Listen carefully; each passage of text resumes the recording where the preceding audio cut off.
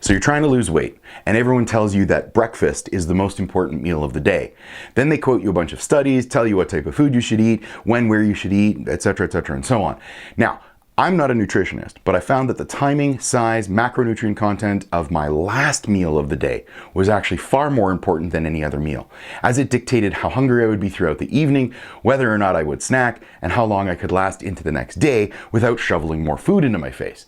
Essentially, it's the last thing you do that matters most.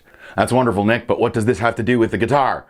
Great question, and I'm glad you asked. Keep watching. If this is your first time here, I'm Nick Morrison from GuitarDojo.ca, and I help intermediate guitar players get better without the hassle and jargon of traditional guitar lessons and music theory that usually makes everybody so frustrated. I aim to make music fun again. So what I've learned in my 30+ years of playing and over 20 years of playing professionally and teaching all around the world is that it's actually the last thing that you practice or play that is the most important part of your practice or learning session. So try this the next time you're learning a particularly challenging piece of music, a hard passage in a solo, or even just a new technique that you're struggling with. Schedule that thing as the last part of your practice session and play it slowly, but perfectly. I cannot stress this enough. It has to be slow and it has to be perfect. Aim for 3 to 5 times through. This can be with the music in front of you or not, it doesn't matter, although this technique also works amazingly for memorizing music too. Then stop. Once you play it perfectly 3 to 5 times in a row, end the practice session there. Don't play anything else, just stop. Then wait 12 to 24 hours before you play or practice again. So this does 2 things for you. 1, it lets you end on a high note, feeling like you've actually accomplished your goal of learning and playing that hard piece of music perfectly.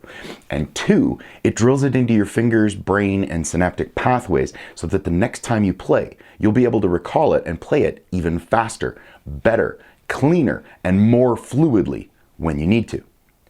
Practice, in fact, makes permanent, not perfect.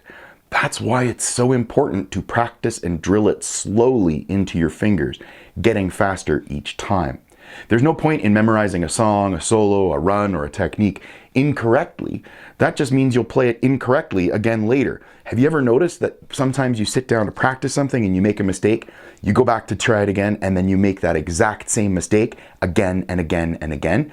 It means you're playing it too fast. You need to slow down, you need to perfect it, and then you need to practice and program that perfection into your fingers. Don't keep practicing the same mistake because that's what you're drilling into your fingers.